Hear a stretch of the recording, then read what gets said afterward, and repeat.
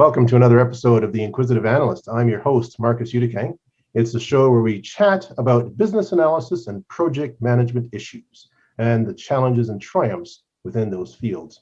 It's inspiring, informative, and of course, very much indeed, it is inquisitive. My guest today is a veteran tech executive. He was co-founder and chief technology officer of Aircraft Shopper Online, which grew into this multi-million-dollar business and was sold back in 2006. He's also president and principal consultant at Blendery Inc, a company that helps integrate products with Salesforce, the CRM. Please help me welcome to today's show, joining us all the way from San Francisco, Richard Cunningham. Welcome, Richard. Well, thank you, Marcus. I'm glad to be here. Oh, thank you. I appreciate it, certainly. Now, I was thinking, sometimes business analysts feel overwhelmed or perhaps even lost when trying to discover and understand customer requirements. And your website, Purposeful Architect, if I'm correct, that's right. It tends to spell out a really nice map for that process to allow business analysts to see that big picture. So before getting into a bit of Purposeful Architect, let's start off by asking you, how did you get involved in business analysis and particularly Salesforce? Well, it's not probably your typical business analysis path, business analyst path. I started my career as what's now called a sales engineer, where I work for technology companies, showing prospecting customers the technical benefits of companies' products. So I had to go from a very technical perspective, adapting code to my company's computers, to meeting with executives. And so it's like a really broad range. I had to have the people skills, I had to have technical skills, both. And I spent most of my career as an ambassador between technology and customers or stakeholders. And I had worked for several startups and had a dream of starting my own company. And when the web took off in 1994, my business partner and I had decided to jump on the big wave of the web, really bet the company on it, and started this aircraft for sale listing service. And that's actually where I got my first taste of business analysis as a founding CTO of a company. Nice. And so we grew, we gained more customers, excuse me, and we started to get feedback from them about what they wanted from the service. As before in a startup, you really do have a clean sheet of paper, although you really shouldn't, by the way. You should be developing customers at the same time you develop the product. And one day it occurred to me, I said, I'm playing the role of a business analyst. And because I was organizing requirements, reviewing them with management, and then turning them into new features. And as a CTO, I was more interested in the turning into new features, but I still had my roots back in sales engineering, where it has to have value. I mean, we don't want to put up features. And I also challenged my business partner on this, because he'd be the kind of guy who would say, "Oh, I think we ought to have this, whiz bang feature." And I'd say, "Well, wait a minute, where's the business value?" And I would actually be the business advocate, and he'd sometimes be a technical advocate, which actually made for a contentious but great relationship. Anyway, that worked out great. We grew our business, but then, as you mentioned before, we sold the business in 2006. Excuse me. And I was faced with a what now moment. That is, I realized my dream of founding a company, but we went out and we sold it. And so now what do? I didn't want to retire. I mean, I planned to live a long time. I didn't want to spend decades in retirement. And I was still interested in technology. So I was searching for an interesting technology with high potential for business success. And I was particularly keen on databases on the web. I thought that's the way of putting databases on the web is the way of the future, and then building applications on top of those databases. And somebody had mentioned Salesforce. I said, I'm not interested in CRM technology so much. I'd been through that with the aircraft listing company as a CRM customer. I said, nah, CRM, kind of been there, done that. And then I learned that Salesforce had a development platform. And I said, well, wait a minute, this is kind of interesting. And then I looked at it and said, well, this is the kind of thing I've been looking for. And by 2006, Salesforce was, really kind of coming into its own. And I thought, well, this is completely different. And I actually, back then, Salesforce was smaller. It was kind of easier to gain access to kind of key people in Salesforce. And I met the guy who actually started the App Exchange. And he was just like, and I said, how do you, in fact, I actually did a little BA question for him. I said, how do you build the app exchanges? Well, I said, how do you capture requirements? He's in a Word document. Wow. That's the way I used to do it because they were still that new. I mean, I'm sure they have a much more formal process right now. So anyway, but it was just a great time. It's when Salesforce was right before hitting their hockey stick. And so it was really exciting. First I'd been through an exciting startup and I kind of felt kind of reinvigorated. I went from what now to like, what now is Salesforce? It's this platform. And kind of people thought I was kind of crazy, like raving about Salesforce. I said, you're not a CRM guy. Yeah, but you can build stuff on it, Yeah. So it was great. That's cool. Excellent. Yeah, Salesforce is just blowing up. I used Salesforce years ago, and I'm amazed at the size of the company now. And I thought it was big back then, 5 years ago when I got started with it, or even actually it's almost 7 years ago. Yeah. Incredible. So what about Blendery Incorporated? What does Blendery Incorporated do? What we do is provide business analysis and software architecture services on demand to businesses are challenged with building custom apps on Salesforce. And let me give you an example, which I think is becoming less common, but was a few years back is pretty common. A company has like a Salesforce administrator, or maybe the Salesforce person who just does everything. And let's say this person develops flows, for example, for custom functionality. And as you might imagine, eventually they'll get to a point where the flow doesn't do everything they want it to do, or the flows don't. And so, or the Salesforce person or admin gets spread too thin, one of the two. And they finally say, oh, we've got to hire a development team. But they don't have a full-time business analyst or architect or can't afford one. And Blendery can fill that gap for them. Nice. So that's one of our persons. As you mentioned before, we also publish Purposeful Architect, which is actually not really, it's not really intended for BAs as much because it may seem kind of obvious to BAs. It's intended for what used to be called an accidental administrator or accidental architect. The people who are kind of thrust in this role, and I've written a couple of articles about it, where people are put into the, and they didn't even call it BA role. Say like, you're the Salesforce guy, make this work. And Salesforce makes it very easy to do things, very easy to build prototypes. And that's one of the things that's really a good selling point for it. So I'm really keen to these people who are, don't have BA certifications or architect certifications and help them get up to speed on the BA just based on my experience. It sounds like something that I should have taken because I did start out as the accidental admin, Salesforce admin. So it's something that would have helped me back then. Now for BAs and those working with Salesforce, what common modeling technique could you say, or even techniques, could lead to some sort of complete and accurate form of requirements? Well, I think there's a couple, but I think probably the most important one for a BA is probably the process model. Because when you think about it, when you have a requirement that there's like a business outcome you want to have, it typically, a process is going to fulfill that requirement. And so you want to model that process. And the other thing I've learned just not too long ago is that steps are not only friendly to computers, people think in steps. People want to think, like if you go and you got to give them this big abstract story or something, I said, can you break that down into steps for me? In fact, you may have to encounter that in a meeting. And so I like the process model, and I also recommend a hierarchical model. That is where you can take steps and break them down into smaller steps and then break those down to smaller steps. So that by the end, you get something that you can hand over to the developer. Because what you don't want to do is give a developer very high level steps like convert contact to, convert lead to contact, let's say. Well, okay, what does that mean? How do you do that? And so you want to break that down to lower and lower levels, get more detail. And I'm writing about that on Purposeful Architect right now. Nice, very nice. So when starting at a company, a BA or a Salesforce admin for that matter, we started a company, you're starting a project, you're learning sort of specific client business terms.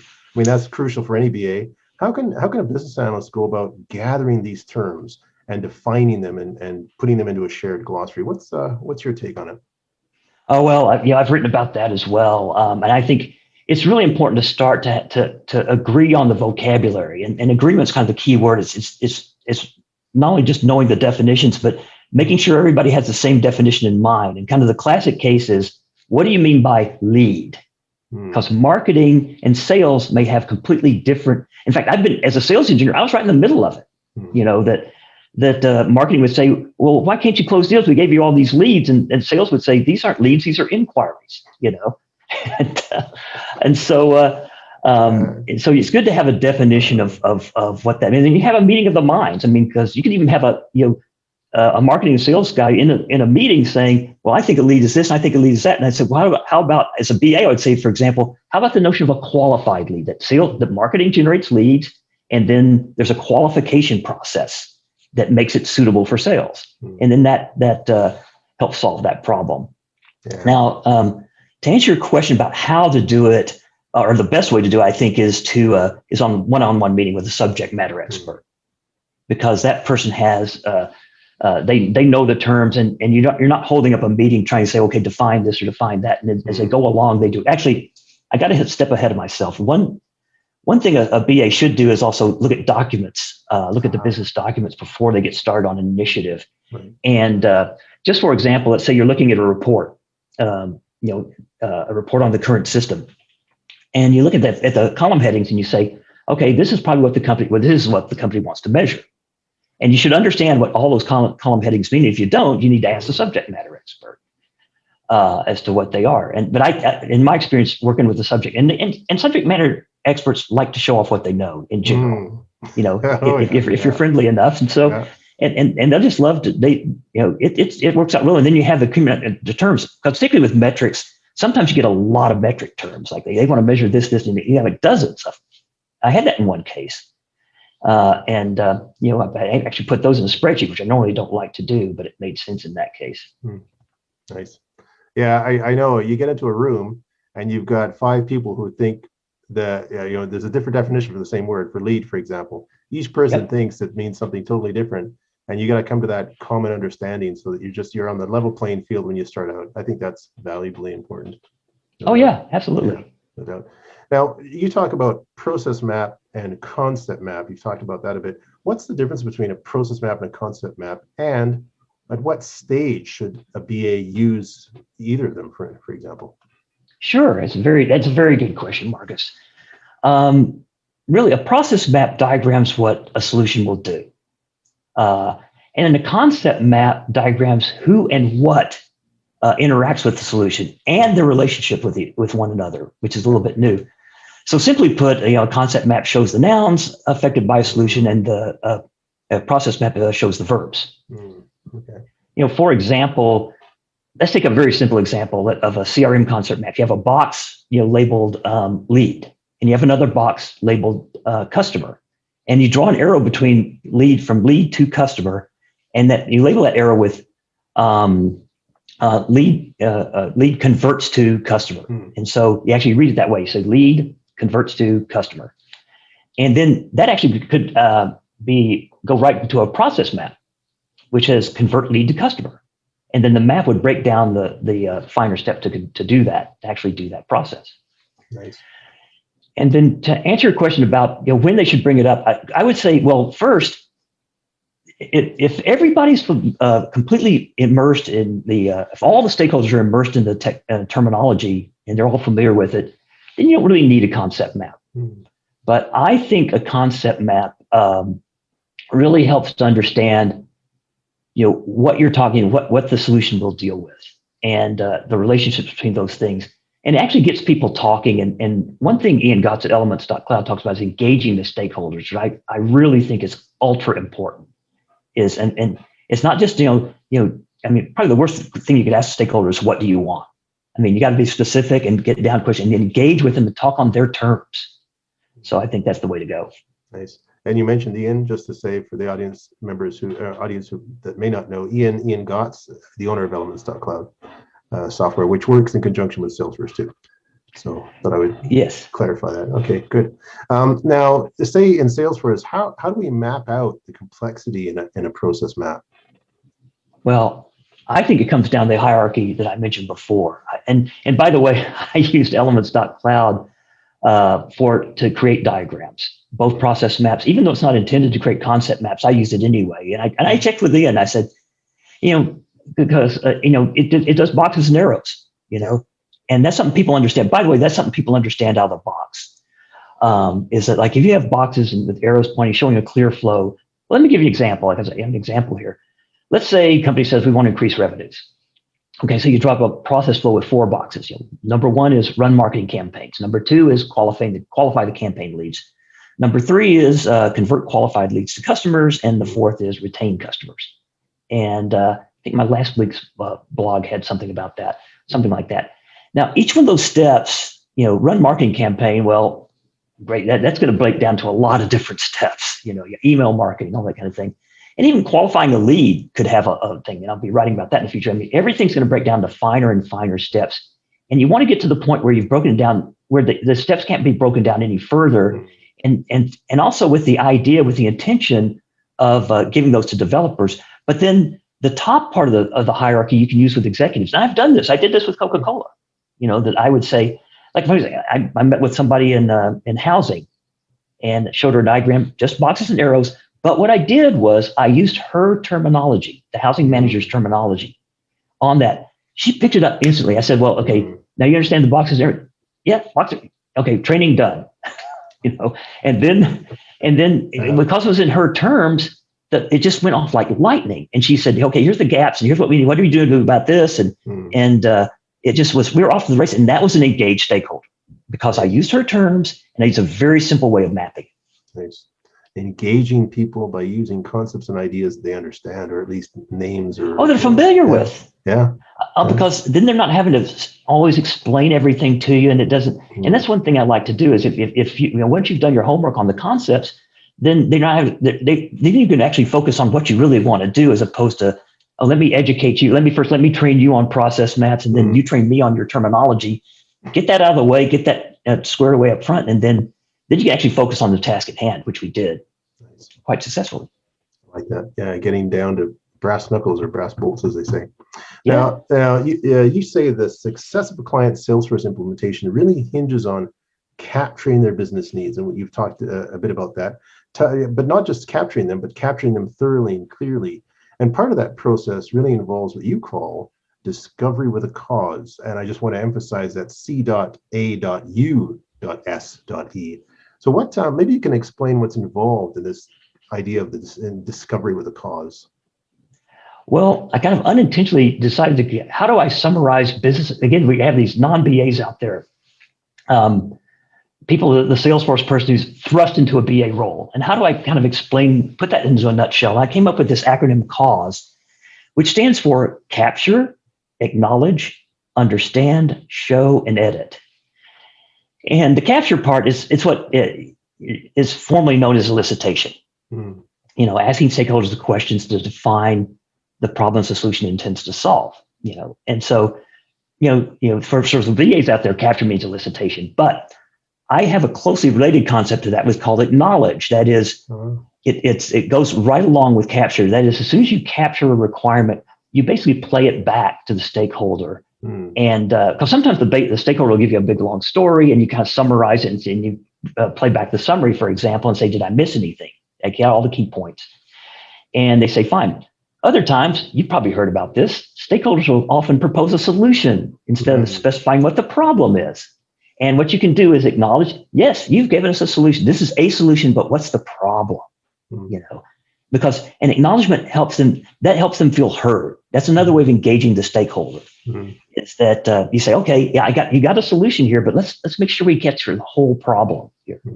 Because oftentimes they'll offer a solution to a pain point, for example. And just get this pain point, you got to acknowledge the pain. You've got to acknowledge the pain. But most important is acknowledgement does not mean we're going to build it. It just means we got it. You recognized it, yeah. Okay. Yeah, exactly. Nice. Right. Exactly. And then, but the real center of cause and to me, the whole purpose of discovery is understanding. That is the key thing to do, understanding requirements, because you've probably heard or read that, and I've seen it for decades, that software projects typically fail from misunderstandings of one form or another. Some people call it miscommunication. I think miscommunication is a misunderstanding in transit. either way, it's some kind of misunderstanding. If you can clear up misunderstandings, you're going to have a lot more much more successful Salesforce project or any software development project. And I wrote about it, and I wrote an article from a blog called Understanding Customer Requirements, and it points out that it's better to fill gaps in well understood requirements than to have complete but misunderstood requirements. Well, how can you have complete but misunderstood requirements? So if BA is just acting as a scribe, just taking down whatever the stakeholders say, they don't understand that. Well, you can have all the requirements, but then you go to an architect or developer, and they're going to ask you a lot of questions, and you won't know the answer to them. Yeah. So understanding is really the key. And so how do you know you've understood? Well, that's where show comes in. That is, you show the stakeholders your understanding with the concept maps and process maps, for example. And that says, what you're saying to the stakeholders, this is what we think your problem looks like. And they say, yeah, but maybe you missed something here. You look at gaps, or maybe you got something wrong.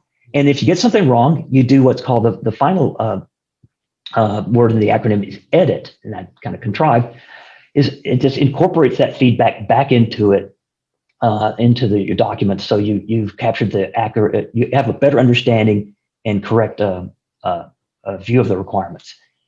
And so if you look at 3 of those 5 steps, acknowledge, show, and edit, confirm the BA activity, captured and adjusted requirements to accurately reflect the business needs. And that's essential.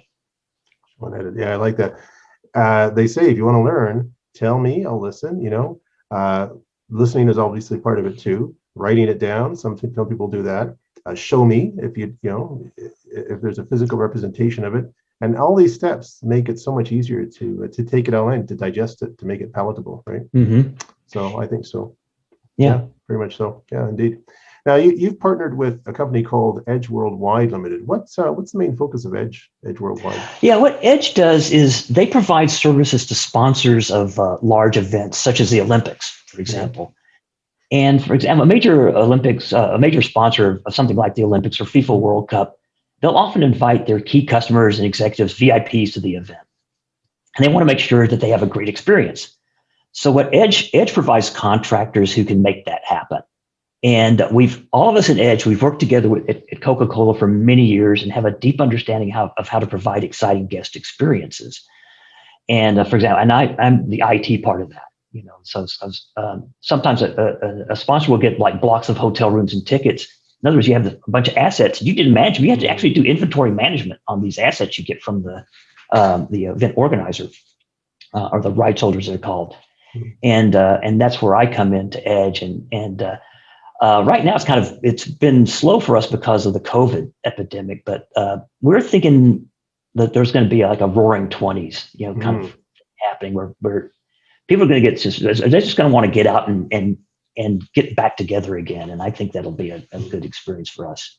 Nice. Yeah, roaring 20s. We're going through the dirty 30s. And so anyway, that's how it is. Yeah. So you've successfully designed and deployed event registration solutions like some of the stuff you've explained just now. But of course, you've worked with companies like NBC, Genworth Financial, Manpower, Cirque du Soleil, huge, good, big Canadian company, Coca-Cola. Yep. Maybe you can give us a brief overview of your experience working with some of these companies like Cirque du Soleil or even Coca-Cola. Well, yeah. What I did was when I started in working with Salesforce, I said, well, what do I do? Well, a friend of a friend ran an event registration company, and I convinced him that what if you could have Salesforce customers invite their customers or leads to an event, and how would that work? And he said, well, I don't know. He said, we use Salesforce and we like it. So yeah, so they took a flyer, took a risk and gave it a go. It was amazing because I was already kind of technically enamored with Salesforce. I thought, well, it's really easy to bring things up. But what I discovered was Salesforce was a development platform with customers, with big customers. And I mean, the product marketing guy would call me and say, oh, we got NBC. And what, like, you mean the television network? And yeah, the television network.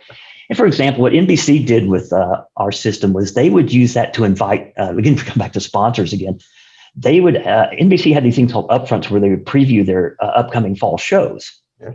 And they would invite sponsors in to go and look at them. And they needed some kind of tool that ran on Salesforce where they could invite people in. to do that. And so it was a great use of that. And like I say, I was just kind of starstruck in a way, because I kind of just put this thing out there and said, it seemed like a good idea at the time, and it was.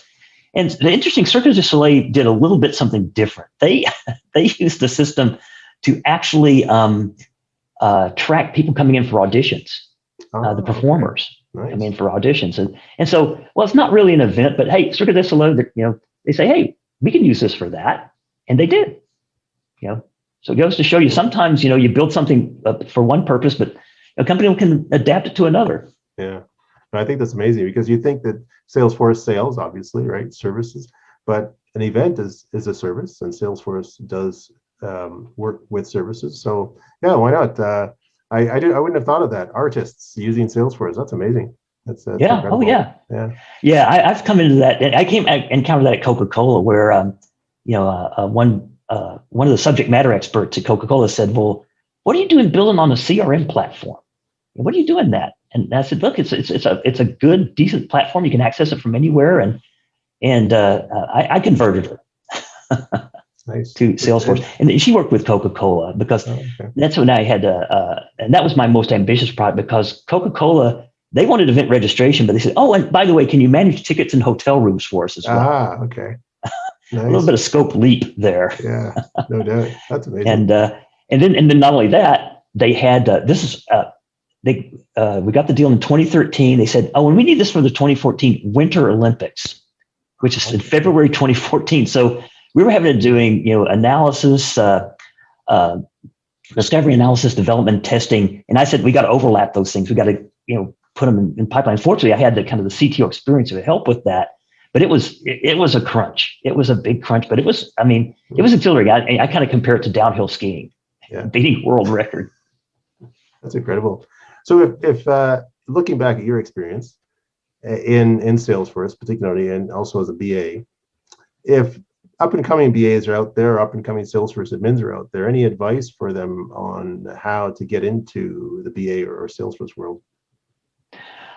Well, a couple of ways to do it. I mean, Salesforce is, they've started some BA content on Trailhead, but I think if you really want to become a BA, I think you really need to decide, what do you want your career path to be? Do you want to be a BA to be a BA? Or do you want to go into the management of your domain? You want to be a business manager, for example? And one thing, BA is a very pivotal role. You can say you go into the business, let's say you're in financial technology, and you just want to get into finance. You want to basically be a portfolio manager someday. Okay, that's one path. Another path is architect, or maybe you want to go more technical and become a developer, but you just don't have the development skills.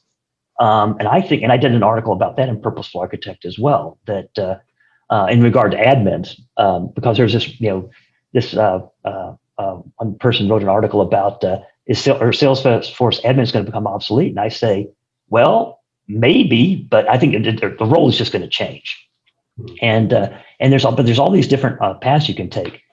And then once you decided that, then also I think if you decide, okay, you want to be a BA, I think you have the Trailforce, the Salesforce facility. And by the way, Purposeful Architect also has a link. And in fact, I put that on my featured post. One of my most popular pages is a list of resources that you have. And if you go onto purposefularchitect.com and on the homepage, you scroll down, there's a featured blog post. The one on the left is it's a bunch of Salesforce links to different resources like what Tony Martin's put together from Systems to Success. And Ian over at elements.cloud, they've done some things. And then I also have some other more specific, like Lauren Brandenburg has some good resources. And of course, the ultimate resource is the IIBA. Right. And they put out the Business Analysis Book of Knowledge. Now, which can seem very daunting if you're just starting out. I loved it. I think the BA Body of Knowledge guide is just fantastic. It's very well organized. It has a lot of content though, and it really is a reference guide. But it's a good way to go. And I also recommend some books. Like Carl Weigers is one of my favorite authors about gathering software requirements as well. Nice, excellent. Yeah, Carl. I haven't read that one, although I've heard of him. He comes up quite often in books that I look at. So yeah, I have to put that on my next to read list for sure. Yeah. Yeah. He has good, and he does a good job of this, the little bit of storytelling, but he's quite rigorous he kind of takes an engineering approach to requirements gathering. So, I wouldn't put it that the Trailhead is good. If you're just starting out, Trailhead's quite good. It's good intro. And then you could go deeper and deeper with Lauren Brandenburg and Carl. They have good stuff. And like I say, it's on my page, and not so much promoting my blog, but it's the most popular page out there, and the BA community likes it in Salesforce. So I figured I'd promote it here as well. No, cool. Actually, talking about promotion, if anyone out there wants to get in touch with you, how can they do so apart from purposefularchitect.com? You can send me an email at richardc@purposefularchitect.com, but it's easier to send me email at richardc@blendery.com, and that's like blender with a Y on the end. Okay. richardc@blendery.com, and email comes straight to me. I'd be glad to answer any questions for people. Fantastic. Well, thanks, Richard. It's been a pleasure having you on. Lots of information. Excellent. Sure. Thanks for having me. I appreciate it. You're very welcome. Come back anytime. It's a splendid conversation. Great. Thanks. Oh, you're welcome. All right. Have yourself a great day. Okay. You too. Okay. Bye.